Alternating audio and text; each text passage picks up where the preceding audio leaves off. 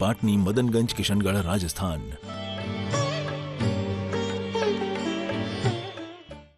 ओम ह्रीम श्री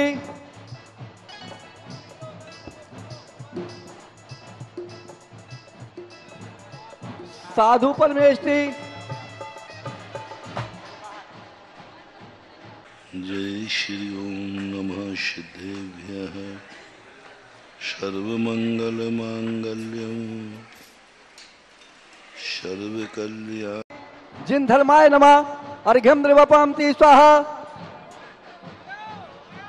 ओम ह्रीम जिनागमाय नमः अर्घ्यम द्रवपामति स्वाहा।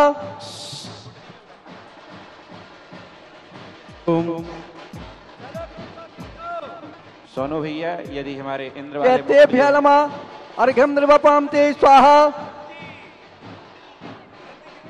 बीच मंच से ये माता बहनें ना आए, निवेदन है।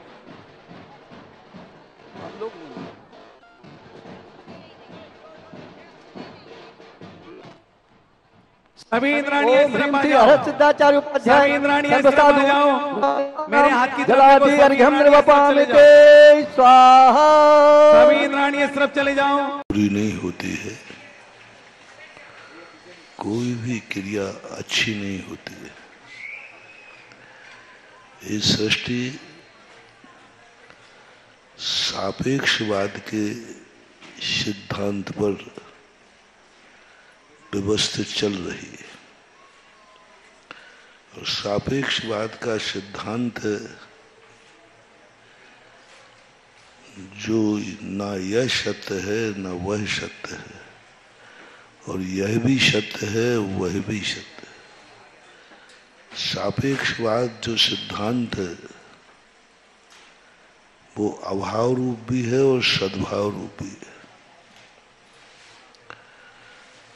इस दुनिया में कुछ भी नहीं है, ये अभाव रूप हुआ।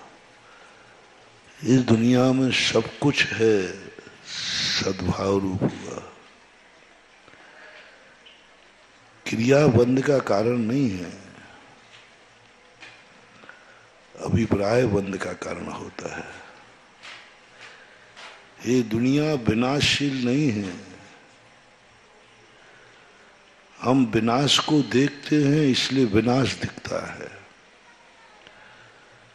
हम विनाश को देखना बंद कर दें, कोई भी चीज मिटती हुई नजर नहीं आएगी। हमारी दृष्टि में सृष्टि का स्वरूप क्या है? इसी सृष्टि में एक मुमुक्षु के लिए कोई भी चीज विनाश नहीं दिखती, वो दिखती है शाश्वत सत्य। कुछ नहीं, यहां कुछ भी नहीं मिटता है, कुछ भी नहीं मिटता, मिटता हुआ दिखता है। वस्तु कभी मिटती नहीं है, मिटती हुई दिखती है। और यदि हमारी दृष्टि भी यदि ठान ले कि हमें इस सृष्टि में मिटते हुए नहीं देखना है, तो सृष्टि कभी मिटती हुई नहीं दिखेगी। तुम ठान लो कि मैं मरता नहीं हूं, तो आप मर रहे होगे, लेकिन आपको मरने की अनुभूति नहीं होगी। आप मर रहे, दुनिया कर रही है, लेकिन आपको मरने की अनुभूति नहीं होगी, क्योंकि आपने अपनी दृष्टि में बना लिया कि मैं मर नहीं सकता, मैं तो अजर अमर अविनाशी हूं, मर ही नहीं सकता। भले उसको कितने भी कष्टों से मारो, लेकिन वो मरने की अनुभूति नहीं करता। सद्भाव में अभाव की अनुभूति होना, बस यही का नाम है जल से भिन्न कमल। अभाव की अनुभूति तो सभी करते हैं, सभी करते हैं। अभाव में सद्भाव की अनुभूति दूसरे नंबर का व्यक्ति करता है। पहले नंबर का व्यक्ति वह है जो सबसे ज्यादा निकृष्ट है, जो सदा अभाव की अनुभूति करता है, सदा अभाव की। उसे सद्भाव का ज्ञान ही नहीं। दूसरे नंबर का व्यक्ति वो है जो सद्भाव की अनुभूति करता है, जो उसके पास है उसकी अनुभूति करता है। तीसरे नंबर पे जो सर्वश्रेष्ठ है वह है सद्भाव में अभाव की अनुभूति करना। अभाव में सद्भाव की नहीं, सद्भाव में अभाव की अनुभूति करना। वस्तु है, शरीर है, लेकिन उसे शरीर का अनुभव नहीं हो रहा है। मर रहा है लेकिन मौत का अनुभव नहीं हो रहा है। खा रहा है लेकिन खाने का अनुभव नहीं हो रहा है। देख रहा है पर देखने का अनुभव नहीं होता। पश्यन् अपि न पश्यति। बोल रहा है लेकिन बोलने की अनुभूति नहीं हो रही। देख रहा है पर उसे पता नहीं कि मैं देख रहा हूं, और देख रहा है उसे पता ही नहीं कि मैं देख रहा हूं। सुन रहा है लेकिन उसे खबर नहीं कि मैं सुन रहा हूं। बोल रहा है उसे पता नहीं कि मैं बोल रहा हूं। शब्द निकल रहे हैं। सद्भाव में अभाव की अनुभूति, इसी का नाम है त्याग, तपस्या। सब कुछ सामने मौजूद है लेकिन उस सद्भाव को अभाव में बदल देता है। चौके में आपके जाते हैं, जो व्यंजन आप बनाते हो साधु उनमें से कुछ उठा देता है। वस्तु सामने है, दे रहा है, लेना है, सब कुछ है, लेकिन सद्भाव में अभाव की अनुभूति। मिलने पर यदि त्याग दिया जाए तो वो त्याग है, नहीं मिलने पर त्याग किया तो वो त्याग का कोई मतलब। सही त्याग क्या है? जो मिल रहा है उसको स्वीकार नहीं करना, जो मिल रहा है उसको नकार देना, ये सही त्याग माना जाता है। जिसके अंदर ऐसे परिणाम जागते कि मुझे सब कुछ मिलता है। हमारे शास्त्रों में एक भावलिंगी संत की बहुत अच्छी परिभाषा दी है कि जिसको सब कुछ मिल रहा हो लेकिन वो कुछ भी स्वीकार नहीं करता। सब कुछ मिल रहा हो, जो चाहे वो ले सकता है, जो चाहे वो मिल सकता है, उसे इच्छा तो करे, लेकिन वो कुछ भी स्वीकार नहीं करता। यही सम्यक दृष्टि साधु की पहचान है। सब मिल रहा है, इतना पुण्य तेज है, इतना पुण्य तेज है कि वो चाहे कि 3 लोग मेरे सामने हाथ जोड़ के खड़ा हो जाए, 3 लोग खड़ा हो जाएंगे, 3 लोग की संपदा उसके चरणों में बिक जाएगी। इतना पुण्य है, फिर भी वो एक कौड़ी भी ग्रहण नहीं करता। ये पहचान है मुनि की। आप लोगों की पहचान होना चाहिए, सब कुछ मिल रहा है, धन दौलत सब कुछ मिल रहा है, जो चाहो वो मिल रहा है, लेकिन वह तुम्हारे धर्म से वंचित कर देगा, मंदिर से वंचित हो जाओगे, गुरु से वंचित हो जाओगे, गुरु के आहार देने से वंचित हो जाओगे, भगवान के अभिषेक से वंचित हो जाओगे। यदि ऐसा भाव तुम्हारे लिए मन में आ जाए कि जिन जिन कार्यों से हम धर्म से वंचित हो जाएंगे, धर्मात्मा से वंचित हो जाएंगे, वे कार्य मैं कर सकता हूं, करने में समर्थ हूं, लेकिन मैं नहीं करूंगा। मैं ऐसे कार्यों का त्याग करता हूं जो मुझे गुरु से दूर कर दे। गुरु मेरे से हार नहीं लेगा। ऐसे सब कार्य गृहस्थ को ज्यादा त्याग नहीं। हम लोगों का तो अलग है, हम लोगों का तो वो सारी वस्तुएं त्यागना है। उन वस्तुओं के प्रति मेरा कोई ममत्व भाव नहीं होना चाहिए, क्योंकि वो वस्तुएं हमारे लिए उपकारी हैं, तो भी हम उनको त्यागने का प्रयास करेंगे क्योंकि ये पर है। लेकिन गृहस्थ कम से कम इतना कर ले कि मैं उस कार्य को कर सकता हूं, लेकिन देश बदनाम हो जाएगा, मैं नहीं करूंगा। तुम एक ऐसा पाप करने जा रहे हो। ओम ह्रीं क्लीं ओम ह्रीं क्लीं विश्वादे विश्वादे वीरांतान वीरांतान जलेन जलेन विष्णाप्यामि विष्णाप्यामि स्वाहा स्वाहा ओम ह्रीं क्लीं विश्वादे विश्वादे। भैया इतना गैप क्यों हो रहा है? कलश वाल ले लो एक्स्ट्रा जल्दी, फटाफट 4 लो। ओम ह्रीं क्लीं विश्वादे विश्वादे वीरांतान वीरांतान जले जले विष्णाप्यामि विष्णाप्यामि स्वाहा स्वाहा। मेरे प्यारे भक्तों सुन लो मेरे साथ में मंत्र को बोलो, हाथ को खोलो ऊपर उठा के जोर से ताल मिला के ताली बजा के एक्यूप्रेशर करके भैया अपने सारे रोग नसा लो।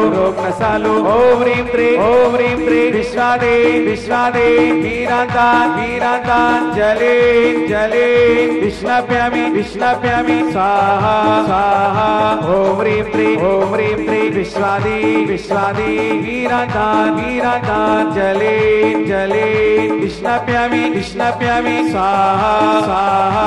ओम ह्रीं क्लीं विश्वादे वीरांतान जले विष्णाप्यामि स्वाहा स्वाहा।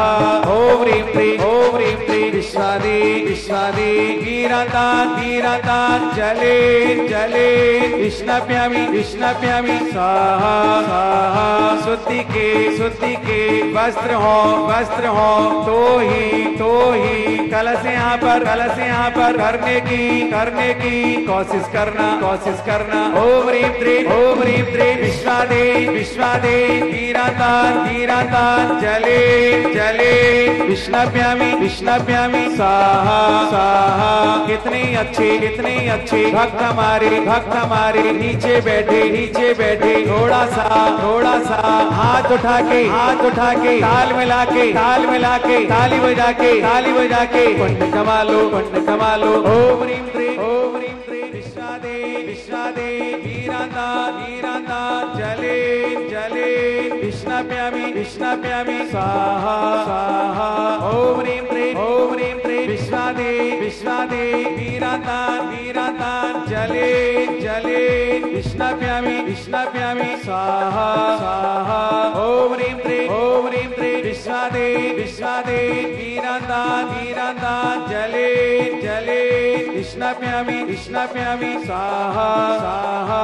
ओम ह्रीं क्लीं विश्वादे वीरांतान जले विष्णाप्यामि स्वाहा स्वाहा। इतने सारे लोग यहाँ पर बैठे हैं मेरे साथ में मंत्र को बोलो, मुख को खोलो। एक्यूप्रेशर हर के भैया पुण्य कमा लो। ओम ह्रीं क्लीं विश्वादे वीरांतान जले विष्णाप्यामि स्वाहा स्वाहा। प्यारे भैया सुन लो समय बचा लो। 4 लोग एक साथ में कलश उठा के मंत्र बोल के धारा करके पुण्य कमा लो। ओम ह्रीं क्लीं विश्वादे वीरांतान जले विष्णाप्यामि स्वाहा स्वाहा।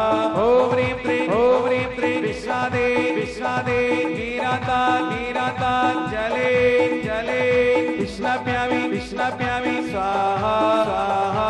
ओम ह्रीं क्लीं विश्वादे वीरांतान जले विष्णाप्यामि स्वाहा स्वाहा। ओम ह्रीं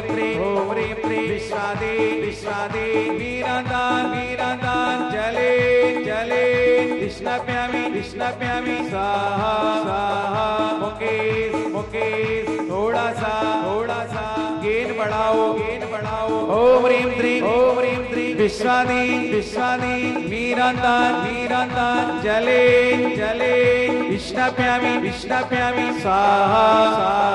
प्यारे भक्तों जिन लोगों ने कलश यहाँ पर कर लिया है तिष्ठ ठाठा स्थापनम हो जाइएगा ओम ह्रीम ह्रीम विश्वादे मीरांतान जले विष्णाप्यामी स्वाहा।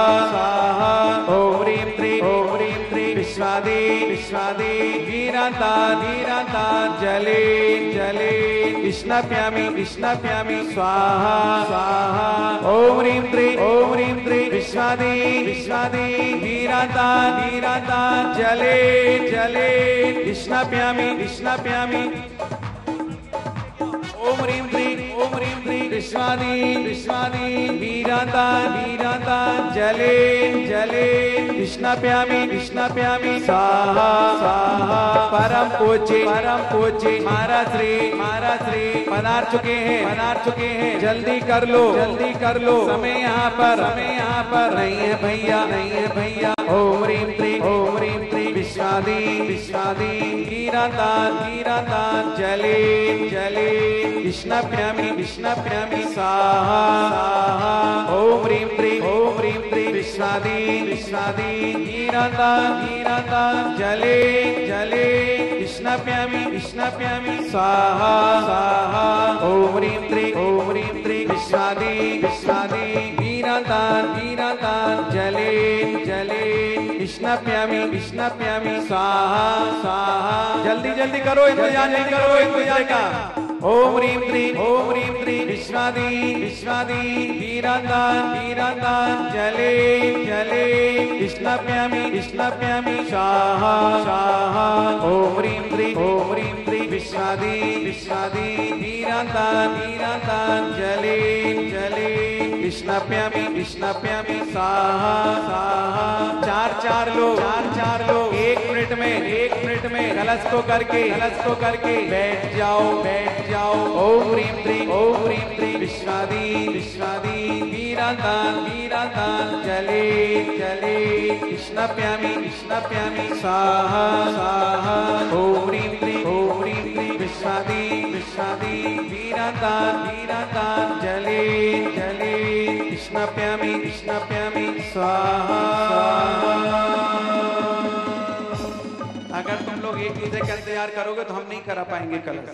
पूज्य महाराज श्री पधार चुके हैं, फटाफट 1 सेकेंड में अपनी व्यवस्था बनाओ। 4 5 लोग मिलके बैठ जाओ। कल का सिस्टम फिर बताऊंगा मैं कैसे करूंगा, आज जल्दी समय बचाना है। परम पूज्य महाराज श्री पधार चुके हैं। दूसरी बात, अभी हमें शांति धारा के पश्चात जिस परिवार ने ध्वजारोहण किया है, ऐसे ध्वजारोहण करता परिवार का सम्मान करेंगे, स्वागत करेंगे, आभार करेंगे, अभिनंदन करेंगे। क्योंकि सागर जिले में खुरई है, लेकिन खुरई वालों का पुण्य था कि वो खुरई से सागर में आके ध्वजारोहण किया है। और तुम सारे लोगों का पुण्य का 6वां हिस्सा आज से लेके 13 तारीख तक जितने लोग पूजन करेंगे, विधान करेंगे, जाप करेंगे, उन सबका 6वां हिस्सा किसी के खाते में जाता है तो एकमात्र ध्वजारोहणकर्ता के खाते में जाता है और किसी के खाते में नहीं जाता है। तो मैं पूज्य महाराज जी के चरणों में निवेदन कर रहा हूँ शांति धारा के मंत्रों के लिए। जिनकी शांति धारा की बोली उनको खड़े कर लें और कलश जिनका छूट गया वो पीछे से चुपचाप से करते रहेंगे, धारा चलती रहेगी, समय बचाएंगे। पूज्य महाराज के चरण में कोटिसान नमन नमोस्तु के साथ निवेदन। और प्रवचन के पहले कुछ हमारी क्रियाएं वो करने के बाद महाराज जी का मंगल प्रवचन सुनेंगे। इस बात का ध्यान रखेंगे, शांति से बैठ जाएं। पूज्य महाराज के चरण में दोनों हाथ जोड़ के बोले नमोस्तु महाराज जी, नमोस्तु महाराज जी, नमोस्तु महाराज जी।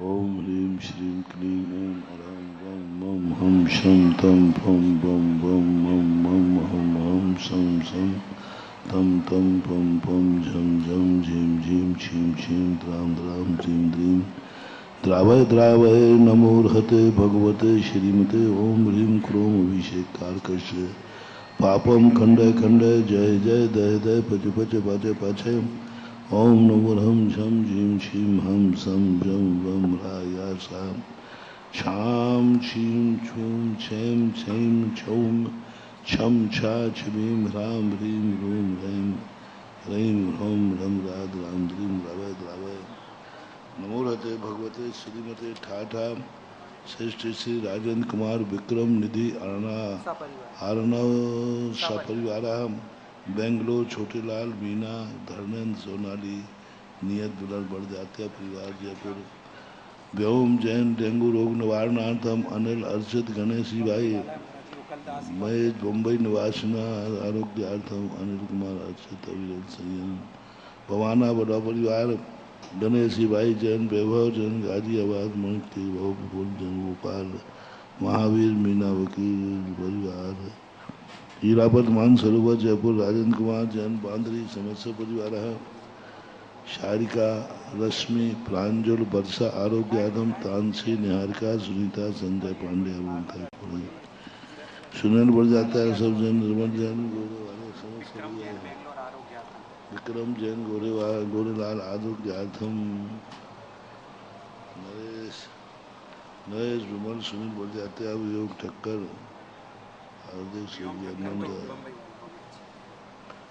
छात्रमासिक शांति धारा श्रीरस्तु तरुण कुमार रजनी अनुराग प्रतीक्षा काला कंकुर मुंसा एवं आर्यवीर परिवार जैन परिवार मुंबई जैन निवासिना समस्या परिवार नितेंद्र कुमार जैन इंदौर राजकुमार जैन स्वीकार श्रीरस्तु वृद्धिरस्तु तुष्टिरस्तु पुष्टिरस्तु शांतिरस्तु कांतिरस्तु कल्याणमस्तु स्वाहा इमस्माकं कार्यसिद्ध्यर्थं सर्वविघ्न निवारणार्थं श्रीमद्भगवत् सर्वभक्त परमेष्ठित परम पवित्राय नमः अस्माकं शांति भट्टारक पादपसादात सद्धर्म श्री बलाई आरोग्य ऐश्वर्योदयरस्तु सद्धर्म स्वस्थ वर्ग प्रसिद्धन्तु नः ओम ह्रीं विश्वाद्या श्री बद्मान पर्यन्ता चतुर्शतग्रन्थो भगवन्तः सर्वज्ञ परम मंगलां देहा अस्माकं शान्तिदार कर्त्यां दशकणां यामुत्र सिद्धिं तन्मन्तु सद्धर्मकारिषु यामुत्र सिद्धिं प्रक्षन्तु नः ओम नमोरते भगवते श्रीमते श्रीमत् श्री संग्राम श्रीमद रत्न तरूपाय दिव्य मूर्ताय प्रभा मंडल मंडताय द्वादश गण सहिताय अनंत चतुर्श सहिताय समस्रण के विज्ञान लक्ष्य सुविधाय अष्टादश दोष रहताय षड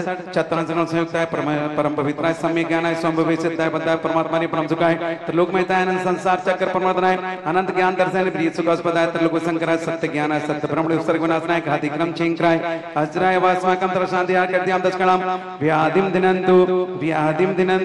व्याधिं दिनन्तु श्री जिनाभिषेक पूजन प्रसाद अस्माकं शिवकानां सर्वदोष रोग शोक पीड़ा विनाशनम भवतु ओम नमो रते भगवते पिछिनस्य दोष कलुसाय दीपित मूर्तय नोति शांतिनाथाय शांतिनाथाय शांतिकराय सर्व विघ्न विनाशाय सर्व रोगा मृत्यु विनाशाय सर्व पर क्षुद्र पद विनाशाय सर्व शांतिकाय ओम ह्रां ह्रीं रूम ह्रौं ह्रां अस्यथ नमः मम तरक शांतिम कुरु कुरु तुष्टिम पुष्टिम च कुरु कुरु स्वाहा सभी लोग बोलेंगे मम कामम रति कामम वली कामम क्रोधम पापम वैरम चे अग्नि वायु भयम सर्व शत्रु विघ्नम सर्वोपसर्गम सर्व विघ्नम सर्व राज भयम सर्व चोर दुष्ट भयम सर्व सर्व सिंहादि भयम सर्व गृह भयम सर्व दोषम व्याधिम डामरम चे सर्व परमंत्रम सर्वात्मघातम परघातम चे सर्व सोल रोगम कुक्षि रोगम अक्षि रोगम सरो रोगम ज्वर रोगम कैंसर रोगम डेंगू रोगम सब प्रकार रोगम सर्व नरवारिम सर्व गजास गोम सजमारिम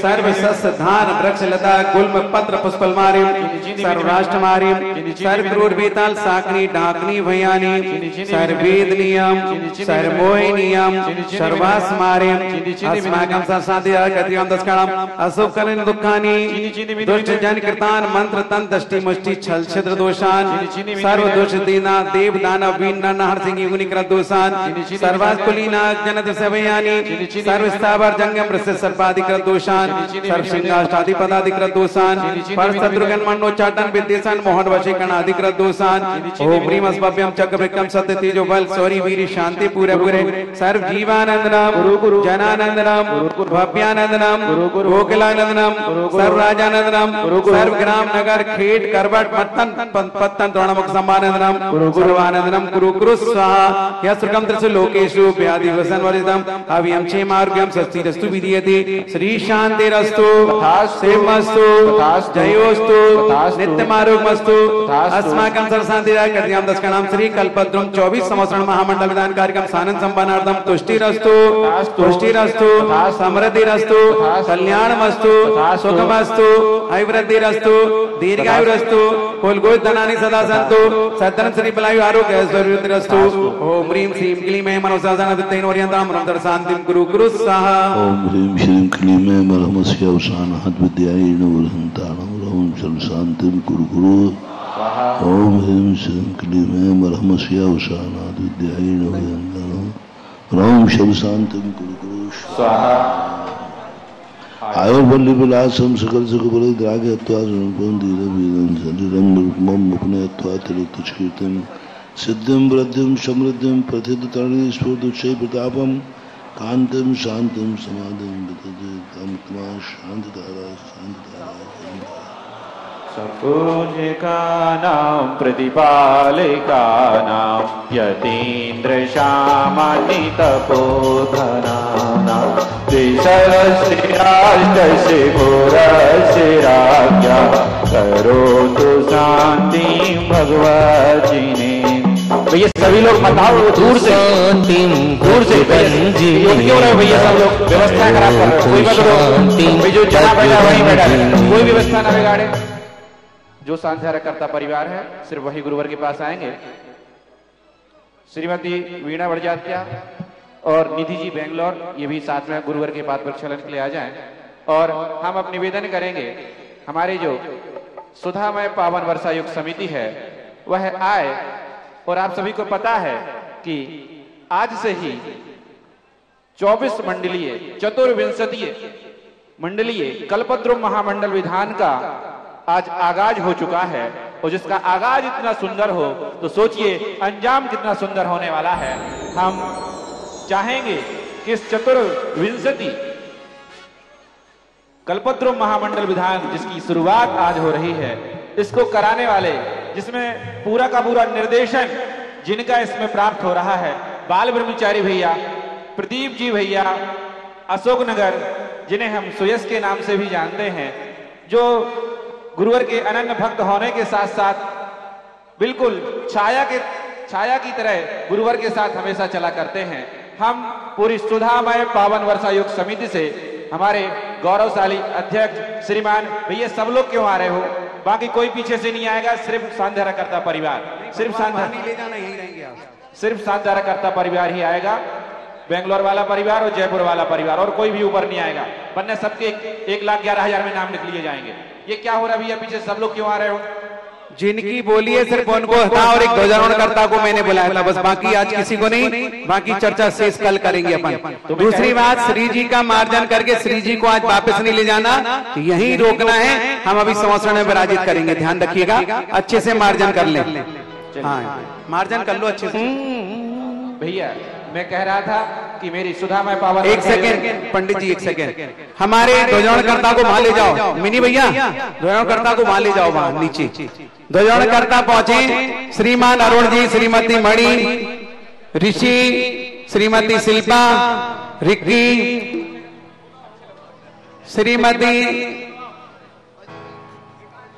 मिली, अनन्या, नीति, यशवर, देववर्धन, सभी का स्वागत सम्मान करेंगे। उधर पहुंच जाए खाली जगह में जहां दीदियों की मंच, उस तरफ कमेटी के पदाधिकारी जाएंगे। आज के ध्वजारोहण के पावन अवसर पर इन्होंने अपनी ओर से जो राशि प्रदान की है वो गरिमापूर्ण राशि है, क्योंकि उनकी देखो बहुत सारे लोगों को हिस्सा लगाना पड़ता है, लेकिन ऋषि बजाज का मेरे पास फोन आया कि भैया जी हमें ध्वजारोहण करने का पुण्यार्जन करना है, क्या हमें मौका मिलेगा?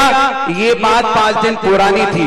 मैंने कहा चिंता नहीं तो हम देखते हैं, हमने आप सबको खूब समझाया, खूब बुलाया, लेकिन लोगों की ट्यूबलाइट वही पुरानी फ्लोरोसेंट वाली थी, टिमटिमा रही थी, लेकिन समय से पहले भाग से तो किसी को नहीं मिला करता है। तो ऐसे बजाज श्री ज्वेलर्स परिवार जो खुरई वाले, इन्होंने ध्वजारोहण किया है और ध्वजारोहण के रूप में 11,11,111 रुपए की राशि प्रदान करने से गुजरी है।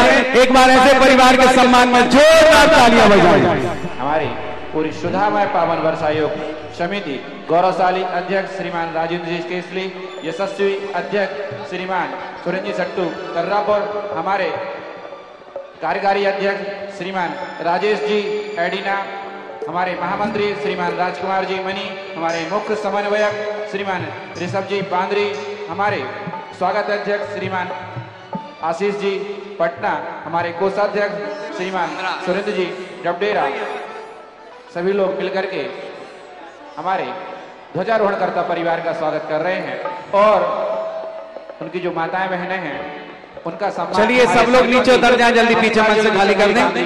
ध्वजारोहणकर्ता के सम्मान में तालियां बजाइएगा। देखो आपने देखा होगा ध्वजारोहण, जैसे ही ध्वजा की डोरी बजाज जी के हाथ में गई और डोरी को जैसे ही खींचा, क्योंकि सारा काम शुभ मुहूर्त में था, और डोरी सीधी कहां गई? पूरब ईशान की तरफ गई। तो अब इससे आप अनुमान लगा लो कि सागर वाले कितने पुण्यशाली हैं, जिन्हें ये विधान करने का सौभाग्य मिला है। और संत सोमानी आचार्य गुरुदेव विद्यासागर जी महाराज की आज्ञानुवर्ती शिष्य संत निर्यापक श्रमण मुनि श्री सुधा सागर जी महाराज के सत्संग में मेरे पास अभी 15 संवत्सरण के नाम है। महाराज जी के प्रवचन के बाद संवत्सरण का निर्णय होगा, कैसे होगा वो गुरु जी बताएंगे। तो जिनको भी नाम लिखाना है मात्र 9 नाम संवत्सरण के फटाफट लिखा दे। अभी संपर्क करके कमेटी वाले तैयार रहे। महाराज जी के प्रवचन के जस्ट बाद हम यहाँ पर संवत्सरण का निर्णय करेंगे और चक्रवर्ती भरत कौन बनेगा, कौन बनेगा स्वर्गाधिपति सौधर्मेंद्र, कौन बनेगा कुबेर, कौन बनेगा महायज्ञ नायक, कौन बनेगा बाहुबली, वो वहां जाकर के बैठ करके पूजा करेंगे। ये पावन अवसर आपको आज मिलेगा। सकलीकरण हमारा कल है, इसलिए चिंता करने की कोई जरूरत नहीं है। मैं पूज्य महाराज जी के चरणों में आप सबकी ओर से अपनी ओर से बारंबार नम्र नमस्कार के साथ प्रार्थना करता हूं कि महाराज जी हमें ऐसा आशीर्वाद दे कि हमारी ट्यूबलाइट जो फ्लोरोसेंट की है वो हट जाए। सीएफएल के जमाने में हमारे अंदर भी एक सीएफएल की केवल ज्ञान ज्योति लग जाए और वह केवल ज्ञान ज्योति का ऐसा प्रकाश हमारे अंदर भर जाए कि हम लोग प्रभु की भक्ति आराधना करके अपना जीवन धन्य कर सके। जो चतुर्विंशति कल्पद्रुम महामंडल विधान प्रारंभ हो रहा है, पहले तो कमेटी के पदाधिकारी खड़े हो जाएं, सामने पहुंच जाएं और सभी लोग हाथ जोड़े महाराज जी से निवेदन करें। बोलो हे गुरुदेव, हम सभी लोग आपके सानिध्य में, आपके मंगल निर्देशन में चतुर्विंशति तीर्थंकर भगवानों के 25 संवत्सरों के मध्य प्रभु की आराधना करना चाहते हैं। हे गुरुदेव, हम सभी को ऐसा मंगल आशीर्वाद दें कि हम संवत्सरण में बैठ करके प्रभु की आराधना करके अपना जीवन धन्य करते हुए और जब भी हमारा मरण हो संलेखना पूर्वक समाधि पूर्वक मरण हो और साक्षात अरिहंत भगवान के संवत्सरण में श्री मंडप भूमि में हमें स्थान मिले, ऐसी भावना के साथ नमोस्तु नमोस्तु नमोस्तु नमोस्तु नमोस्तु करेंगे हमारे बाल ब्रह्मचारी भैया प्रदीप भैया जी का से कि वो भी गुरुवर को श्रीफल समर्पित कर आशीर्वाद प्राप्त करें और पूरी सुधामय पावन वर्षायोग समिति से अनुरोध करेंगे कि जिनका निर्देशन हमें इस पूरे चतुर्विंशति महामंडली कल्पद्रुम महामंडल विधान में प्राप्त होने वाला है, हम समिति से अनुरोध करेंगे कि आप आदरणीय प्रदीप भैया जी का आप लोग सुनो, आप लोग भी अगर नीचे बैठ जाओ तो कितना अच्छा लगेगा। आप लोग सब पीछे खिसक जाओ जल्दी से, 2 मिनट में। मुझे गुरुजी का आशीर्वाद मिला, अपन लोगों सबको पांडाल पीछे खिसक के बैठ जाओ, जल्दी उठ जाओ भाई साहब मेरे। एक बार बोल दिया, मंच को खाली करो। जितना दूर बैठोगे सर्वाइकल का दर्द नहीं होगा, जितने नजदीक बैठोगे सर्वाइकल का दर्द होगा, क्योंकि गर्दन आपको ऊपर उठानी पड़ेगी। पैंट शर्ट वाले थोड़ा पीछे खिसक जाएं, पैंट शर्ट वाले थोड़ा पीछे खिसक जाएं, इस बात का ध्यान रखें। कर रहा हूं अब जिनवाणी की मधुरी सुना दो था, ओ मधुरी मधुरी सुना दो। भैया एक बैठेगा तो उसके बीच 6 बैठे, सबसे निवेदन है पीछे हो जाओ। एक के पीछे 6 बैठे, बिल्कुल। अब जिनवाणी की मधुरी सुना दो ता, ओ मधुरी सुना दो ता। हमारी कमेटी प्रदीप भैया जी का आचार्य निमंत्रण कर रही है, और चूंकि परंपरा है भैया जी, करना पड़ता है, परंपराओं का निर्वहन करना पड़ता है। तू पहचान मधुरी सुना दो ता, ओ मधुरी सुना दो ता। हम गुरुवर के चरणों में ये बात नमस्ते करते हुए निवेदन करते हैं। ओम नमः शितेभ्यः, जय श्री ओम नमः शितेभ्यः। सर्वमंगल मांगल्यं सर्वकल्याणकारकं प्रधानं सर्वधर्माणां जैनं जयतु शासनम्। पंच परमेष्टि भगवान के आचार्य श्री गुरुवर कुंद कुंद महाराज की, आचार्य श्री गुरुवर विद्यासागर महाराज की।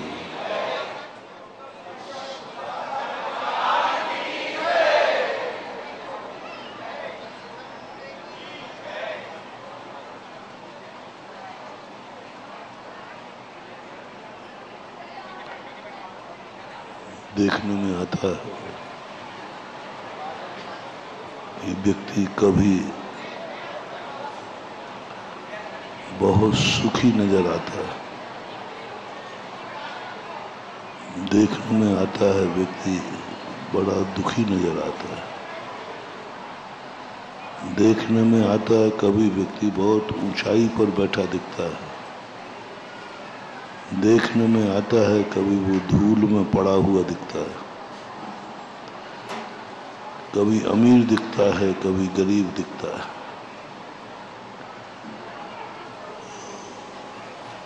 और दूसरी बात, वो संसार में जो चाहता है उसे सब कुछ दुर्लभ दिखता है। हर व्यक्ति को संसार में जीना सरल नहीं लग रहा।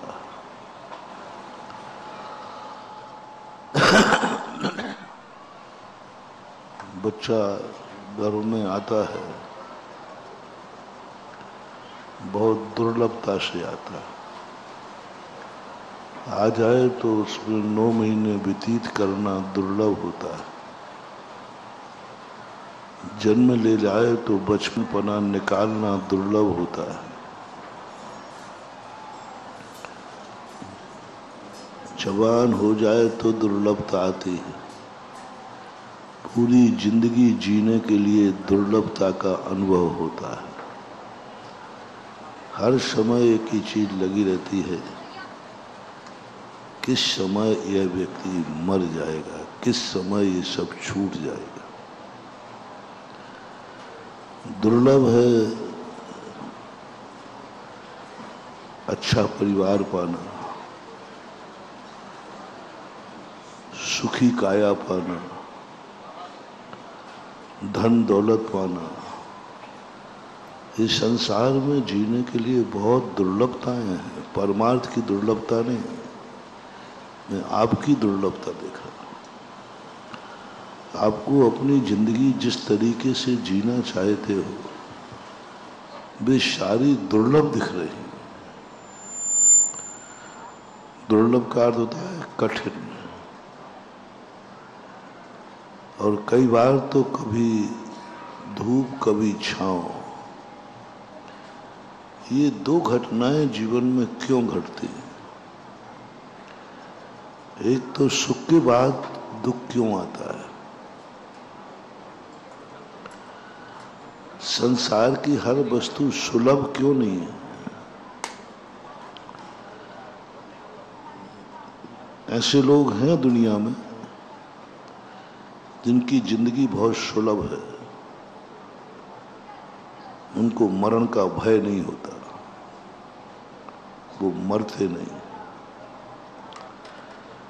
ऐसे जीव हैं दुनिया में जो कभी बीमार नहीं होते, उन्हें रोग का भय नहीं। ऐसे जीव हैं दुनिया में जो कभी बूढ़े नहीं होते। ऐसे जीव हैं जो कभी अकाल में नहीं मरते। ऐसे जीव हैं जो अमीर होने के बाद गरीब नहीं होते। एक भाव की अपेक्षा से है बस। ये भी जो सुलभता है मात्र एक जीवन की अपेक्षा है। दूसरे जीवन में ये सब कुछ मिलेंगे ऐसा कोई नियम नहीं। जिसे हम देव पर्याय कहते हैं, भोग भूमिया जीव कहते हैं। ये जीवन भर अपनी एक धारा में रहते, इनको मरने का भय नहीं होता, मरते ही नहीं अकाल में। इन्हें खाने पीने की चिंता नहीं, उनको जो जिंदगी जीना है सब सुलभ है। लेकिन एक भाव के बाद उनको भी वही चीज दुर्लभ हो जाती है जो कल सुलभ थी, वो आज दुर्लभ हो गई। वही चीज कल इतनी सुलभ थी कि पेड़ के सामने खड़े होते थे, सब चीज मांगते थे, मिल जाता था। आज वही चीज दुर्लभ हो गई। तो इस सुलभता के बाद दुर्लभता आना और हर चीज जिंदगी दुर्लभ बनते जाना, ये कौन से कर्म का उदय है? क्यों ऐसा हो रहा है जिंदगी में? कभी बहुत अच्छा दिन निकल जाता है, दूसरा दिन निकालते नहीं निकलता। ऐसा कौन सा कर्म है जो उतार चढ़ाव लाता है? चढ़ाव का तो ठीक है, हमने समझ लिया, लेकिन गिराता भी है और कभी कभी गिराता है फिर उठाता है, फिर गिराता है। कभी धूप, कभी ऐसा कौन सा कर्म है, कौन सी क्रिया की होगी अपन सब ने? कल के प्रवचन के एक भाग पर दृष्टि करें। हमने जब धर्म हमें सुलभ हुआ, हमने उसकी उपेक्षा की। जो चीज हमें प्राप्त हो गई, हमारी दृष्टि में उसका मूल्य कम हो गया।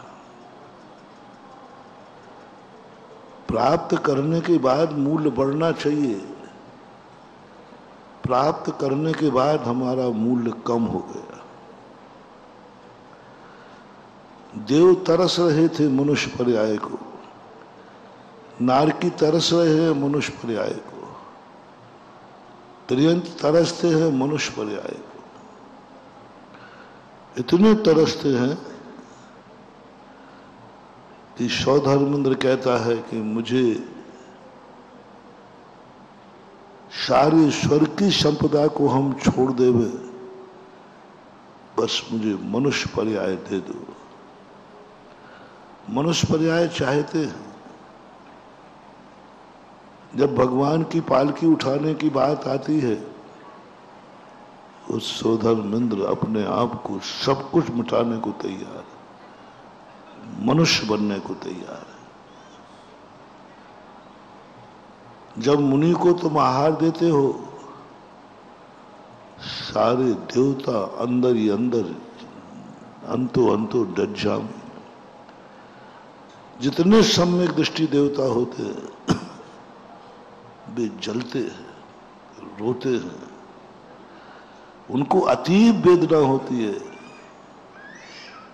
मैंने ऐसा कौन सा कर्म बांध लिया, मेरे पास सब कुछ है, लेकिन मैं मुनिराज की अंजलि में एक ग्रास नहीं दे सकता, दे ही नहीं सकता। देवताओं के दान नहीं होता, मुनि तो वे बन ही नहीं सकते। अरे वो अविरत सम्यक दृष्टि को नमोस्तु करते हैं देवता, अविरत सम्यक दृष्टि मनुष्य को करते हैं देवता। यहां तक कि देवता त्रियंचों को भी नमस्कार करते हैं। देवता, जिन देवताओं को तुम पूछते हो ना, ये देवता त्रियंचों को भी नमस्कार करते हैं। सम्यक दृष्टियों के मन में भाव आता है, देव बनने की अपेक्षा त्रियंच बनना श्रेयस्कर है। क्यों? कम से कम त्रियंच पंचम गुण स्थान को तो प्राप्त हो जाता है। प्रति समय असंख्यात गुणी निर्जरा करता है, 12 व्रतों को स्वीकार कर लेता है। देवता कहते हैं मेरी कैसी निकृष्ट पर्याय कि मेरे पास संयम की गंध भी नहीं है। इससे अच्छा तो त्रियंच है। देवता लोग त्रियंच को अच्छा कहते हैं, त्रियंच अच्छा है। और जब कोई बात ऐसी आती है अविरत सम्यक दृष्टि को, जब अविरत सम्यक दृष्टि आहार देता है, दान देता है, मंदिर बनवाता है, मूर्ति बैठालता है, उस समय देवता कहते हैं क्या है मन देव पर्याय में। वो दान नहीं कर सकते, देवता मंदिर नहीं बनवा सकते कभी भी, देवता मूर्ति नहीं बैठाल सकते, देवता हार दान नहीं दे सकते, कोई दान नहीं दे सकते, देवता दे नहीं सकते, देने का निषेध है। देवता औषधि भी दे नहीं सकता, औषधि बता देगा, ला देगा, लेकिन मुराज की अंजलि में नहीं दे सकता। दान नाम की चीज देवताओं में होती ही नहीं, निषेध किया। देवता कृति कर्म से रहित होते हैं, देवताओं के षड आवश्यक नहीं होते, कृति कर्म होते ही नहीं उनके। कोई भी प्रकार का दान नहीं, किसी को दान नहीं, एक कौड़ी का दान नहीं दे सकते वो, चाहे अभय दान हो, चाहे औषधि दान हो, कुछ नहीं कर सकते। अभय दान दे सकते हैं तो मात्र वो कुछ प्रयास कर सकते हैं, जो दुख दे रहा है उसको रोक नहीं सकते। धरणेन पद्मावती कमठ को रोक नहीं पाए, मां पारसनाथ को बचाने का भाव किया, रोकने की ताकत नहीं थी उनको। और जब वो प्रतिमाधारी को देखते हैं, वृत्ति लोग सुनो और अवृत्ति लोग सुनो, 12 व्रत यदि तुम स्वीकार करते हो तो इन 12 व्रतों के लिए सौधर्मेंद्र नमस्कार करता है। त्रियंचों की देवताओं ने जय जयकार की। अरे मनुष्य में भी देखो, चांडाल कुल में जन्मा है, उसको भी देवता जय जयकार कर रहे हैं। समझो ये स्वर्गीय देवता का पोजीशन समझो क्या है। देवता जय जयकार कर रहे हैं चांडाल की। एक छोटा सा व्रत लिया, 14 को मात हिंसा नहीं करेंगे, इतने व्रत से लेकर देवताओं ने जय जयकार कर डाली। चांडाल था, यानी देवता चांडाल को नमस्कार करने को तैयार है, क्योंकि वो दुर्लभ है। उनको वो नहीं कर सकते, अहिंसा व्रत नहीं ले सकते, गंध भी नहीं, वहां से कोई संकल्प नहीं कर सकते। ऐसे देव, ऐसे तुम्हारी मनुष्य पर्याय है, कुछ नहीं कर सकते, तरसते रहते, तड़पते रहते, अंतो अंतो डज्झामी करते रहते। जिस दशा को आप लोग और जैन कुल में जन्म लेने वाला सारे सम्यक दृष्टि देवता तुम्हारी इस पर्याय को धन्यवाद दे रहे हैं। अनमोल समझ रहे हैं कि अनमोल है ये, अनमोल कह रहा हूं। उनको बदले में यदि कहा जाए पूरे स्वर्ग की संपदा तुम दे दो, तुम्हें मनुष्य पर्याय देता हूं, सम्यक दृष्टि 1 मिनट की देरी नहीं लगाएगा। इतनी दुर्लभ है मनुष्य पर्याय, लेकिन प्राप्त होने के बाद क्या कीमत है तुम्हारी मनुष्य पर्याय की? जब तक प्राप्त नहीं था तो आपकी कीमत बहुत थी, अनमोल थी, आपकी जिंदगी में भी थी। नरकों में आप तरसे थे, तड़पे थे। बस मुझे एक बार मनुष्य पर्याय दे दो, मैं कुछ गड़बड़ नहीं करूंगा। 8 वर्ष अंतर मुहूर्त देते ही सीधा मैं संयम धारण करूंगा। कोई पाप नहीं, कोई राग नहीं, कोई द्वेष नहीं। 100 बार सौगंधें खाई हैं आपने, 100 बार सौगंधें। चिल्ला चिल्ला के कहा अपर शक्तियम, सौगंधें की, पर शक्तियम, देवता शक्तियम। मैं अपनी साक्षी करता हूं, भगवान की साक्षी करता हूं। बस मुझे एक बार मनुष्य बना दो, एक बार मैं मनुष्य बन जाऊं, कुछ भी नहीं, यानी अनमोल। जब तक वस्तु प्राप्त नहीं थी, बिग पॉइंट बता रहा हूं, जैसे ये वस्तु प्राप्त हो गई तो मनुष्य को मनुष्य की कीमत नहीं है। तुम्हारी जिंदगी में तुम्हें कीमत नहीं है इसकी कि मेरी मनुष्य पर्याय अनमोल है। अनमोलता का अनुभव नहीं हो रहा है। वृत्तियों को अनुभव नहीं हो रहा है कि मेरा वृत्तिपना अनमोल है। व्रत ले लिया, अनुभूति नहीं हो रही कि मेरे पास अनमोल निधि है, अनमोल निधि है। मनुष्य पर्याय में जन्म लेते ही तुम्हें अनुभूति होना चाहिए, मेरी ये मनुष्य पर्याय अनमोल है। 3 लोक में इसका कोई मूल्यांकन नहीं है। आप इसका मूल्य कीजिए अपनी खुद की दृष्टि में, फिर देखो इस मनुष्य पर्याय का एक एक क्षण कितना क्षण। वृत्ति को व्रतों का अनमोल है कि मेरे व्रत अनमोल हैं। मैंने 12 व्रत ले लिए, मैंने ब्रह्मचर्य व्रत ले लिया, मेरी गृहस्थी छूट गई। बस महानुभाव कुछ नहीं, 24 घंटे दूसरे को आशीर्वाद दो या नहीं दो, अपनी पीठ जरूर ठोकते रहना प्रतिमाधारी को। बस आनंद उछले, ओहो मेरे भाग्य देखो, मेरे पास अनमोल निधि है, अनमोल शक्ति है।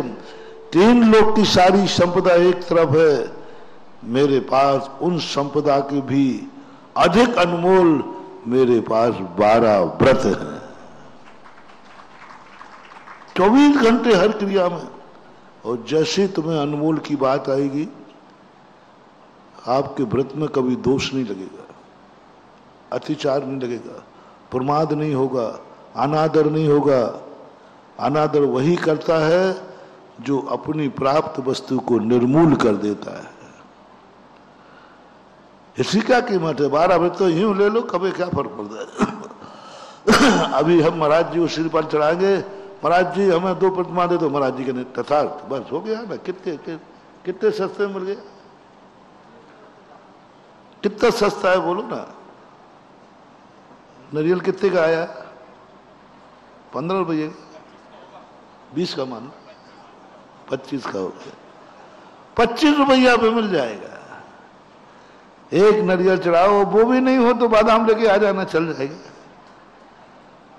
वो भी नहीं आओ, खाली हाथ जोड़ लो कि महाराज जी मुझे 12 व्रत चाहिए, कितनी देर लगेगी देने में? यूं कर दूंगा। यूं मिलती है, कोई बड़ी चीज थोड़ी है 12 व्रत। तुम खोदोगे इन व्रतों को, तुमसे व्रत फलेंगे ही नहीं। सस्ती वस्तु का कोई मूल्य नहीं होता। तुम व्रत पाल ही नहीं सकते। तुम्हें व्रत पालना है तो तुम्हें व्रतों को मानना पड़ेगा। ये व्रत अनमोल है। ये 12 व्रत नहीं मिले हैं मुझे, 12 व्रत साधन नहीं मिले हैं मुझे। 84 लाख योनियों में सर्वश्रेष्ठ योनि पाई है मैंने, जिसमें मैंने 12 व्रत, ये मेरे पास अनमोल निधि है, अनमोल निधि, अनमोल शक्ति। जैसे एक अमीर आदमी को पता चला कि संसार का सबसे ज्यादा अमीर मैं हूं, उसका आनंद देखो कितना आता है। ऐसे ही वृत्ति का है कि संसार का सबसे बड़ा अनमोल मैं हूं, मेरे पास सबसे अनमोल शक्ति है जो सौधर्मेंद्र के पास भी नहीं है। उसका सारा वैभव भी चुटकी में बिक जाएगा, लेकिन व्रत नहीं मिलेगा। देखो आपका कैसे बहुमान नहीं। जब 2 प्रतिमाओं की ये दशा है तो 11 प्रतिमाओं की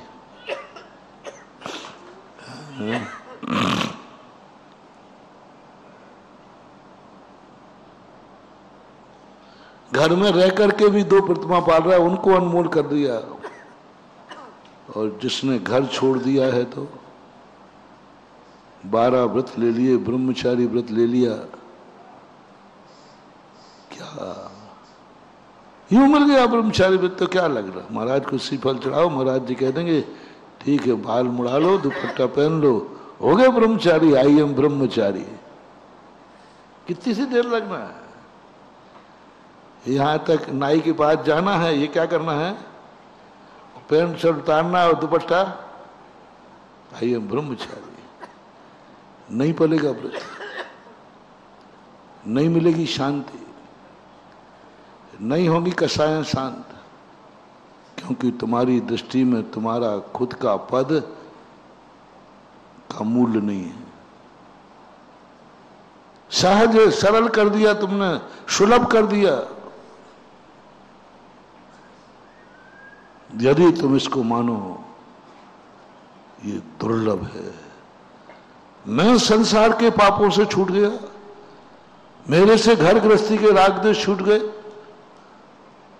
कल्पना करो, एक घर छोड़ने वाला कितने पाप छूटे, देखो क्या क्या नहीं करना पड़ता घर में, क्या क्या नहीं करता व्यक्ति, कितने पाप, कितने द्वंद्व, कितने विकल्प, सुबह उठते समय, शाम को सोते समय, क्या क्या भगवान ही मालिक है। ओहो, मैं इन सब पापों से बच गया। ओहो, अपनी पीठ ठोको, तुमसे नहीं कह रहा हूं, इनसे कह रहा हूं। आनंद उछले, ऐसा उछले, ऐसी अमीरी का आनंद आवे। कौन है मेरे जैसा भाग्यवान, मैं वृत्ति हूं, ग्रह त्यागी। जब 2 प्रतिमा की दशाएं है तो 11 प्रतिमा की छुल्ला क्यों नहीं बन गए। अनमोल कर दो इस पद को। कौन है दुनिया में मेरे जैसा भाग्यवान, अनमोल निधि है। और जब वस्तु की मूल्य बढ़ती जाती है तो उसकी सुरक्षा भी एक लोहे का गटर पड़ा है, गाटर, और एक सोने का बिस्कुट है, किसको संभालते हो? बस मानो तो सही कि मेरे पास सोने का बिस्कुट अनमोल है। आप 24 घंटे आपको सुरक्षा में लग जाओगे, ये लुट नहीं जाए, ये दोष नहीं लग जाए, ये असुरक्षित नहीं हो जाए, क्योंकि अनमोल है। बस अपनी दृष्टि मोटिवेशन दे रहा हूं, जो अपने पास है उसको अनमोल कर दो, दूसरों की दृष्टि में नहीं, दूसरों की दृष्टि में नहीं। दूसरों का तो हम उदाहरण दे रहे हैं कि तुम अपने पद को निर्मूल नहीं मान रहे हो। थोड़ा स्वधर्म से पूछो, थोड़ा अविरत सम्यक दृष्टियों से पूछो, थोड़ा त्रियंचों से पूछो, वे 11 प्रतिमाएं नहीं ले सकते। जब क्षुल्लक की ये दशा है, महिलाओं में जब क्षुल्लकानी की ये दशा है, तो आरिका की कहां लगती है इंद्राणी? वो सची, वो देवेंद्र की सची, हजारों सचियां जो देवियां नहीं, जितनी भी सम्यक दृष्टि देवियां हैं तरसती हैं स्त्री पर्याय को कि हे भगवान, स्त्री ही पर्याय मिलना थी तो क्यों मैं देवी बनी? काश मैं मनुष्य नहीं बनती तो आज मैं भी प्रतिमाधारी हो जाती, मैं भी आरिका बन जाती। सची सुखी नहीं है। मोटिवेशन, यदि एक सम्यक दृष्टि महिला से कहा जाए कि तुम्हें महिला तो बनना है, एक और सची पद मिलेगा, जान रहे ना सची सौधर्मरानी, और एक और यदि सची पद का त्याग करो तो तुम मनुष्य कुल में जन्म लेकर आरिका पद मिलेगा। हमने लोभ थोड़ा मोड़ा नहीं रखा है। कौन सा लोभ रखा है? सची इंद्राणी, इंद्राणी पद है। सोचना एक भावतारी है। इंद्राणी की विशेषता आप सबको मालूम है पंच कल्याणक में, और एक भाव की गारंटी है, और दूसरी तरफ आरिका पद है जिस पे गारंटी नहीं है कि एक भाव के बाद मोक्ष हो जाएगा।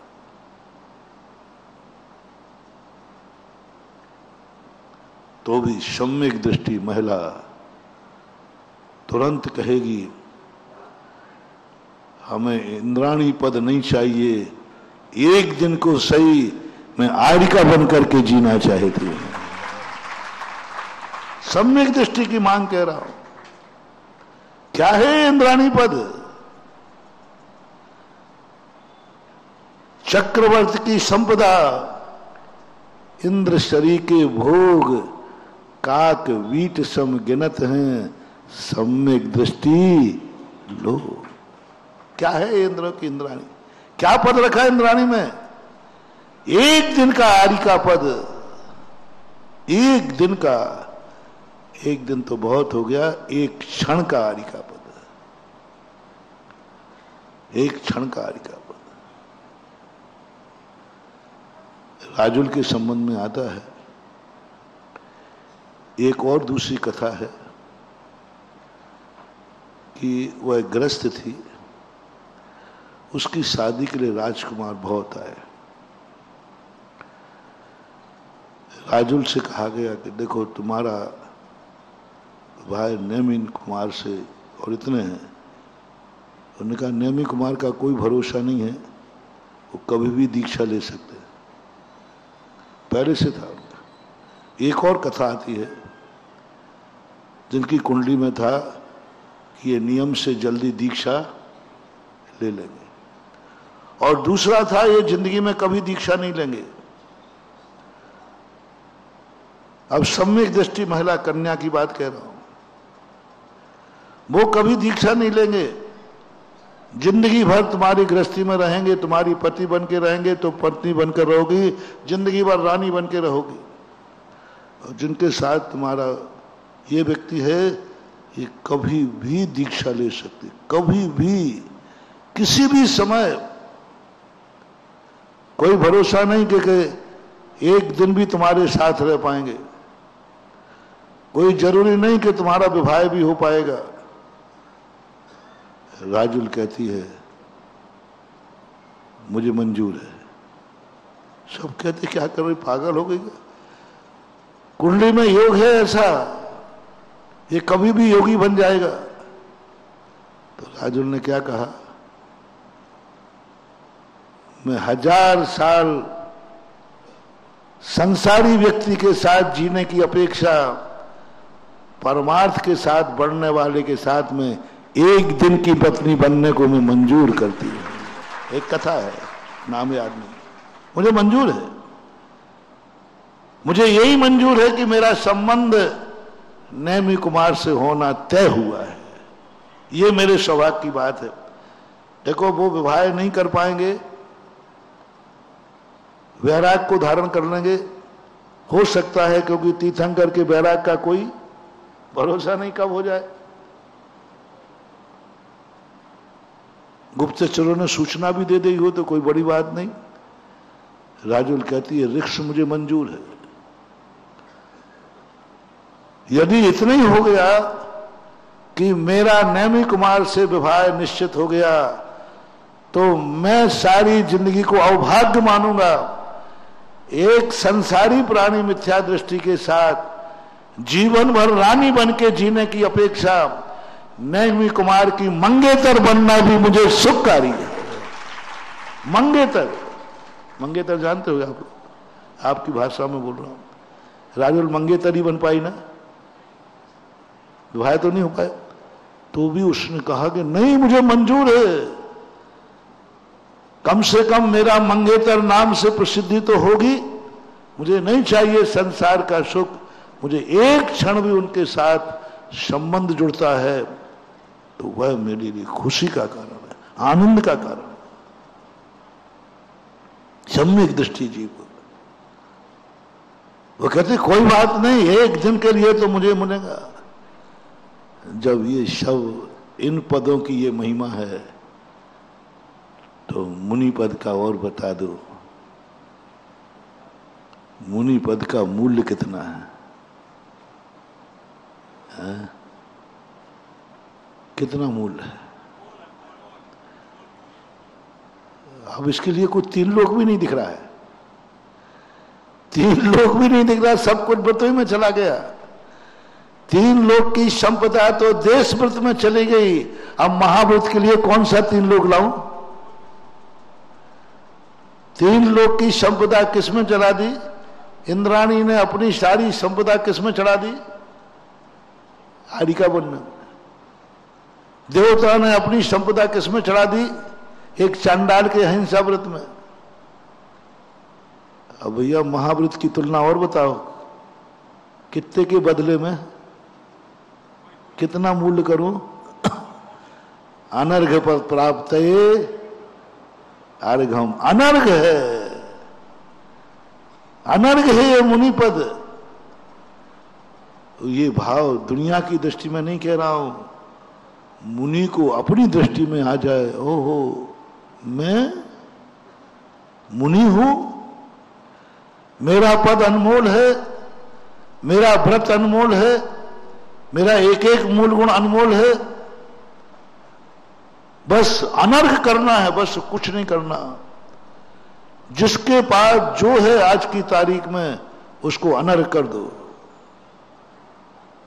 मोटिवेशन, कोई बड़ी बात नहीं कह रहा हूं। जिसके पास व्रत है, तुम मनुष्य हो कि नहीं? बोलो, बताओ जल्दी।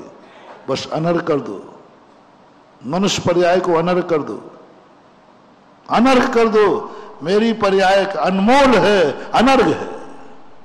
देखो, आपसे कोई पाप हो नहीं सकेगा, आप कुछ गलत नहीं कर सकोगे, आप अपना समय बर्बाद नहीं करोगे, आप अपने मनुष्य पर्याय को लुटने नहीं दोगे, क्योंकि आपकी मनुष्य पर्याय अनर्घ हो गई। वृत्ति व्रतों को अनमोल कर दे, ब्रह्मचारी ब्रह्मचारी को अनमोल कर दे, एला कारिकाएं अपने पदों को अनमोल कर दें, और मुनिराज को अनर्घ कर दें। बस इतना करने मात्र से सामायिक में बैठते समय अनर्घ, वृत्ति करते समय अनर्घ, चलते समय अनर्घ, उठते समय अनर्घ, सोते समय अटैची में 2 किलो सोना है, सो के दिखाओ माई का लाल बेटा, क्योंकि अटैची में क्या है? कैसे सो जाएगा साधु? अनर्घ है। सोते समय सोच ले, तेरा मुनि व्रत अनर्घ है, अनमोल है, और तू सोया नहीं और लुट जाएगा। साधु सोता समय भी जागता है, सोते समय भी जागता है, कहीं सोने में नहीं लुट जाऊं, सोने में परिणाम ना बिगड़ जाए, निद्रा में पाप ना हो जाए, निद्रा में हिंसा झूठ कुशील परिग्रह ना हो जाए। अनमोल है व्रत मेरा। कहीं सोते समय स्वप्न में गड़बड़ हो गया तो लुट जाएगा। जैसे ही मुनि महाराज अपने मुनि पद को अनर्घ मानेंगे, वो नींद नहीं ले पाएंगे, झपकी ले लेंगे। नींद में और झपकी में झपकी तो आएगी, झपकी तो आएगी, झपकी ले लेंगे, सो लेंगे थोड़ा बहुत, लेकिन बढ़िया बिस्तर सो के अब मैं सो रहा हूं, अरे सवाल ही नहीं है, क्योंकि अनमोल वस्तु है। अनमोल वस्तु अनर्घ कर दो। झपकियां ले लेकर के अपना समय पूरा कर लेगा। सोएगा, सोते समय, उठते समय, बैठते समय, आहार को जा रहा है। 2 किलो सोना है और आपको बाथरूम जाना है, बाहर रख जाओ टची, बाहर रख जाओ ना, और सुसु करने जा रहे चले जाओ ना। अरे महाराज जी, अंदर ले जाने की मनाही हो और आपको सुसु जाना हो और 2 किलो सोने की अटैची है, अब क्या करोगे? बाहर रख के चले जाओगे कि सुसु को रोक लोगे? झूठ मत बोलना, बोलो ना। अरे काहे का सुसु फूसु रोक लोगे, लेकिन अनमोल को लुटने के स्थान ऐसा ही साधु। कोई भी चर्या, कैसी भी परिस्थिति आ जाए, अनमोल है मेरा मुनि व्रत, अनमोल है मेरा मुनि व्रत। जहां चाहे लघु शंका नहीं कर रहे, जहां चाहे छोड़ने, अनमोल है, लुट नहीं जाए, अनर्घ है। लेकिन होता उल्टा है, जो मैंने प्रारंभ में कहा था, प्राप्त होने के बाद उसका मूल्य खत्म हो जाता है। अभाव में मूल्य था, अभाव में मूल्य था। जब तक तुम मनुष्य नहीं बने थे, इन मनुष्य पर्याय का मूल्य था। बन गए तो मूल्य खत्म। वृत्ति नहीं बने थे तब तक मूल्य था, वृत्ति बन गए तो खत्म। मुनि नहीं थे तब तक मूल्य था, मुनि बन गए, मुनि का मूल्य खत्म। बस यहीं से हमारा दुर्भाग्य चालू होता है। अभाव में मूल्य है और सद्भाव में उसका मूल्य खत्म हो गया। कल जो मैंने कहा था, सुलभता से मिला हुआ धर्म, कल वही तो उदाहरण दिया था। दुर्लभ थे मुनियों के दर्शन, क्या कहा था? लोग ढूंढते थे, कहते थे जिंदगी में एक बार मिल जाए, सारी संपदा लगाना पड़े तो लग जाए, बस एक बार मुनि के दर्शन हो जाएं। ये दुर्लभ था ध्यानत राय को, दुर्लभ था ध्यानत राय को, दौलत राम को, दुर्लभ था मंगत राय को, दुर्लभ था बनारसी दास को, दुर्लभ था टोडरमल जी को, दुर्लभ था आशाधर जी को, दुर्लभ से दुर्लभ था श्रावक को। क्या भजन लिखे जो कल मैंने गाए थे, बताए थे। आज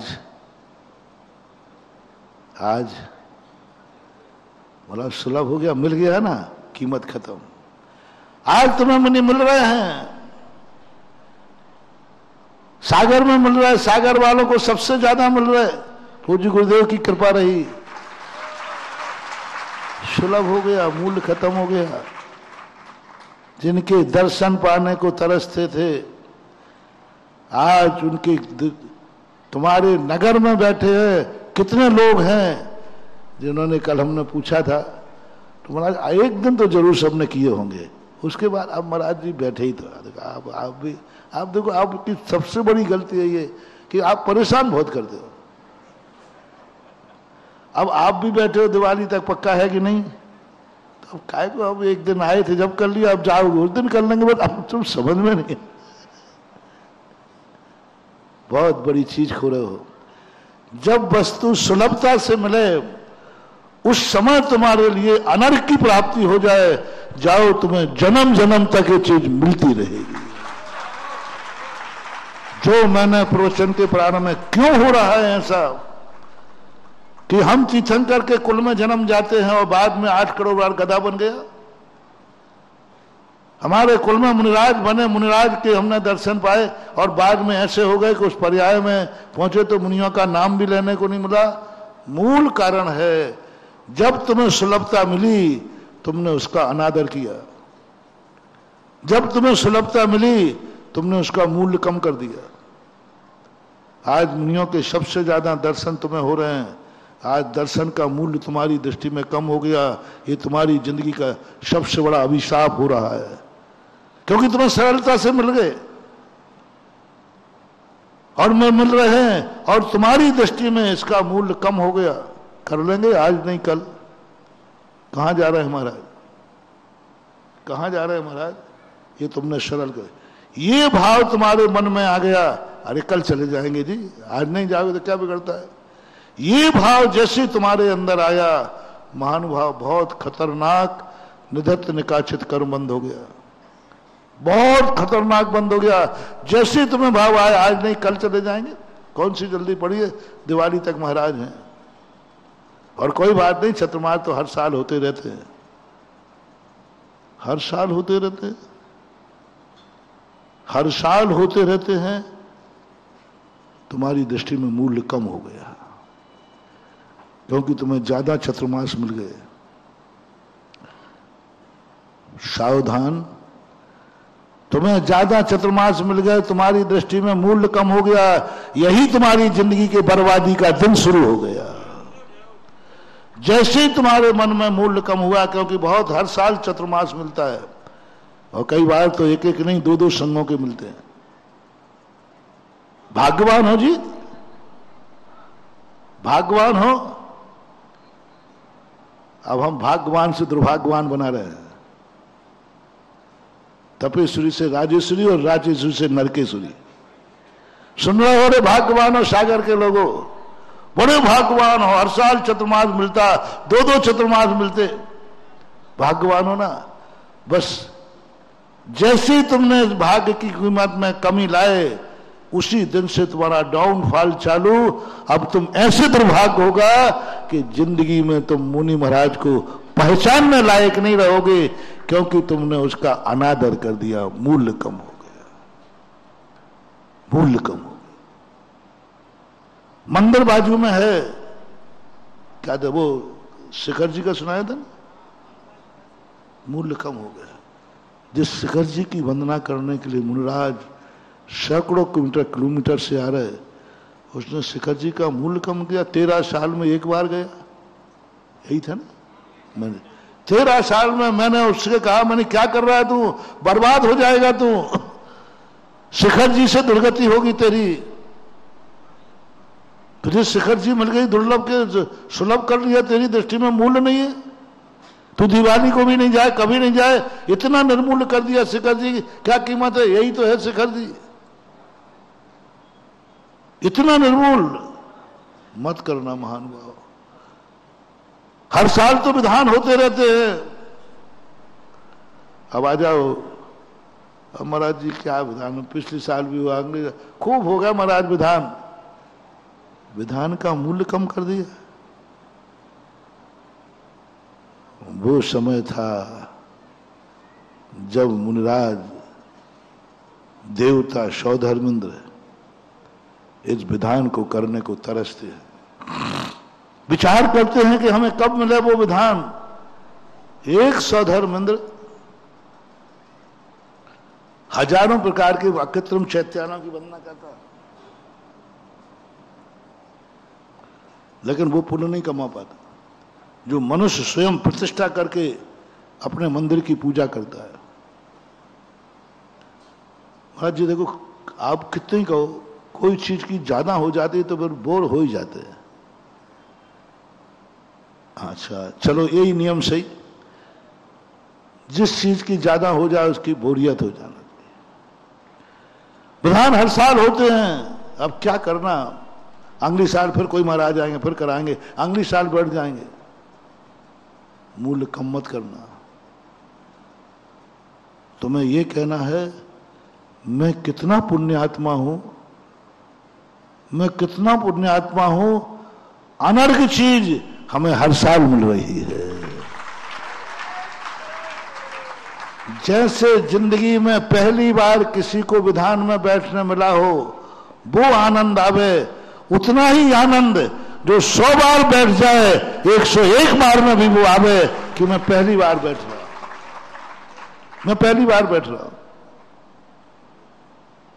वो आनंद पहली बार वाले को और 101 बार में मैंने आज तक ऐसा विधान ही नहीं किया। भगवान के दर्शन का यही है, सुबह भगवान के दर्शन के शाम को नहीं, हजारों बार दर्शन करने के बाद ये भाव आ जाए, ऐसा लग रहा है जैसे मैं पहली बार दर्शन कर रहा हूं। मुझे लगता है कई मूर्तियों के सामने लगता है, शांगनेर के आदिनाथ के बाद है, हजारों बार मैंने दर्शन किए हैं, लेकिन हर बार मुझे ऐसा लगा जैसे मैं पहली बार ही दर्शन कर रहा हूं। चांदखेड़ के आदिनाथ मुनि सुब्रतनाथ ज्ञानोदय तीर्थ के दिन में 2-3 बार दर्शन कर लेता था, फिर भी लगता था जैसे अभी मैंने इसका कभी दर्शन किया ही नहीं। मुझे भक्तांबर पाठ हजारों बार भक्तांबर पाठ पढ़ लिया, हजारों बार, गिनती नहीं है, लेकिन पढ़ते समय पता नहीं क्या हो जाता है, ऐसा लगता है जैसे मैं भक्तांबर पहली बार पढ़ रहा हूं, पहली बार पढ़ रहा हूं। आज तक मैंने पढ़ा ही नहीं, पढ़ा होता तो इस पर मेरा ज्ञान क्यों नहीं गया। हर दिन कोई ना कोई श्लोक के नई शब्द पर ध्यान चला जाएगा, अरे ये है, अब 1000 बार में क्यों नहीं गया। 1000 बार भी तो वही पढ़ा है, लेकिन नहीं गया उपयोग। एक कोई नई चीज ऐसी मिल जाएगी तो आनंद आ जाएगा, ओहो मैंने आज तक तो इतने बार पढ़ा, ये अर्थ तो मैंने लगाए नहीं, समझ, अनमोल है, अनर्घ हो। ये मत समझो कि मैंने बहुत कर लिया है, ये मत समझो मैंने बहुत दान दे दिया है। दान देते समय ये भाव आवे कि आज तक मैंने ऐसा दान दिया ही नहीं, मैंने बोली ली नहीं। महाराज बहुत तो बोली लेनी, अभी पुरानी चुकाना है, पुरानी चुकाना है। बहुत तो पूजाएं कर ली महाराज, प्रतिदिन तो करता हूं। हाँ ठीक, बात सही है। भोजन कितने बार किया तुमने? वही रोटी खाई थी ना, पर आज कभी ऐसा लगा कितने बार तो खा चुका वो रोटी। उपवास के दूसरे दिन वो पानी कैसा लगता है, अरे ये घूंट अमृत, अरे मूर्ख सागर भर पानी पी गया, जिंदगी भर पानी पिया, आज तक कभी कोई पानी से हुआ। जिंदगी भर रोटियां खाई, 6 घंटे बाद कभी एक बार भी आया, वही तो भोजन है जो कल किया था, कल किया था। हर दिन रोटी में ऐसा लगता है जैसे मैंने कभी, और एक दिन नहीं मिले तो दूसरे दिन कैसी लगती है। अरे महाराज जैसे जिंदगी में कभी रोटी मिली नहीं हो। रोटी तो वही है ना, क्यों उस भूख ने हर दिन रोटी को नया कर दिया। एक ऐसी भूख जागी कर्म ने, हो कर्म ने एक चमत्कार देखो, कर्म ने एक चमत्कार देखो कर्मों का। उस कर्म ने ऐसी भूख बनाई कि तुझे हर दिन रोटी नहीं लगने लगी, हर दिन रोटी नई रुचि से खाते हो। कर्म ने एक ऐसा प्यास बनाई कि हर दिन का पानी नया लगता है। जब कर्म ये चमत्कार है तो धर्म के कारण भी एक भूख ऐसी जगाओ, धर्म से एक भूख ऐसी जगे कि तुम्हें हर दिन की पूजा नहीं लगे। कर्म की भूख और धर्म की भूख दोनों के एक बनना थी। कर्म ने भूख लगा दी कि तुझे हर दिन की रोटी नहीं लगेगी, और जिस दिन नहीं मिलेगी उस दिन तड़फेगा, तड़फेगा, बढ़ेगा। और कहा जाए उससे, अरे भाई तूने कल तो खाई थी, वो कल खाई थी महाराज, बहुत खाई थी, अभी आज चाहिए, जैसे रोटी के बिना तड़प। ये कर्म का चमत्कार, सम्यक दृष्टि यही चमत्कार करता है धर्म से। यही चमत्कार करता है धर्म से। धर्म से वो ऐसी भूख जगा देता है, ऐसी भूख जगा देता है कि इसे हर दिन की पूजा नई लगती है, हर दिन का विधान नया लगता है, हर दिन का दान नया लगता है। ऐसा दान तो मैंने दिया ही नहीं। वो कभी नहीं बोलेगा कि मैंने बहुत दान दे चुका, वो कहता दिया होगा बहुत, लेकिन जो आज दे रहा हूं, बहुत ली होगी बोलियां, लेकिन आज जो कल्पद्रुम की बोली ले रहा हूं, ऐसी बोली तो मैंने आज तक ली नहीं। भली कल्पद्रुम की ले ली होगी, पर अनुभूति में, कर्म के चमत्कार के सामने हमारा धर्म का कोई चमत्कार ही नहीं। हमें धर्म की भूख ही नहीं लग पा रही, रोटी की भूख लग रही। पापी पाप से अगाता है। पापी कभी पाप से तृप्त हुआ? बोलो, आप कभी कमाने से तृप्त हुए? कभी तृप्त हुए? पर बहुत हो गया, कितना कमाऊं? जब तुम कमाने में तृप्त नहीं होते हो तो दान में भी तृप्त नहीं होना चाहिए। पापी जब पाप करने में कभी तृप्त नहीं होता, हर पापी अतृप्त होकर मरता है। हर जुआरी हार करके असमर्थ होकर छोड़ता है। जुआरी जुआ कब छोड़ता है? बोलो, जब वो जुआ खेलने लायक अब कुछ है ही नहीं, तब छोड़ता है। एक पापी जुआ जब छोड़ता है जब उसके पास कुछ भी नहीं रहा। बस सुनो रे दानियों, तुम्हें भी दान जब छोड़ना है जब तुम्हारे पास एक कौड़ी भी नहीं रहे, दोनों कम है। एक पापी कहता है अभी तो एक कौड़ी है, एक पाप के लिए कहता है धर्मराज कि अभी तो इंद्रप्रस्थ है, एक पाप के लिए कहता है धर्मराज अभी तो भाई हैं, एक पाप के लिए कहता है धर्मराज अभी द्रौपदी है, और सब कुछ लगाता है पाप के लिए। अभी तो है, अभी तो है। शकुनी मामा कहता क्यों धर्मराज हार गए, इतनी मोहर मत, अभी तो है, अभी तो है। अंत में सब, अरे धर्मराज अभी तो इंद्रप्रस्थ है। तो भाव नहीं आया कि नहीं, इंद्रप्रस्थ तो मैंने बड़ी मेहनत से कमाया है, ये तो दाव पे नहीं लगाऊंगा। बोलो, इंद्रप्रस्थ दाव पे लगाया कि नहीं? अब तो शांत बैठ जाए, अरे अभी तो तेरे भाई हैं 5। तो धर्मराज पाप की बात सोच रहा हूं, उस समय नहीं सोचा, नहीं नहीं मैं भाइयों को दाव पे तो, लेकिन पाप में लगा दिया। अंत में द्रौपदी का नंबर आया। यहां तो शर्म खा जाता, यहां तो शर्म हो जाता। पाप में पत्नी को, द्रौपदी को लगा दिया, लगा दिया। कब छोड़ा उसने जुआ? कब उठा फड़ पे से? ओह, एक पाप की कार्यों में, एक पाप के कार्यों में धर्मात्मा जी, एक पाप के कार्य में सज्जन, पाप के कार्य में युधिष्ठिर इतना चढ़ता गया कि सब लगा दिया। क्या ये धर्मात्मा के अंदर ये भूख नहीं जाग सकती? ये व्यसन, ये लत, ये तीख, ये भाव किसी धर्मात्मा में आया कि नहीं? अभी दान दिया था, सब तो दे दिया, अब तो कुछ बचा नहीं, नहीं अभी तो मकान है रे। हाँ हाँ मकान है, ए चलो मैं लगाता हूं दान पर। अभी दुकान है ना, अभी गाड़ी है ना, और क्या क्या है पता नहीं मुझे ज्यादा। अंत में सोचे अब लगाने लायक कुछ बचा ही नहीं। उस समय जाकर के वो धर्म से भ्रम है। एक पापी धर्म के लिए, पापी जब पाप पे उतरता है तो पूर्ण बर्बाद होने के बाद छोड़ता है, असमर्थ होने के बाद छोड़ता है। क्या धर्म में ऐसा चमत्कार नहीं है? इस कार्यक्रम के पुण्यार्जक थे श्री कंवरलाल जी महावीर प्रसाद जी, पाटनी, मदनगंज, किशनगढ़, राजस्थान।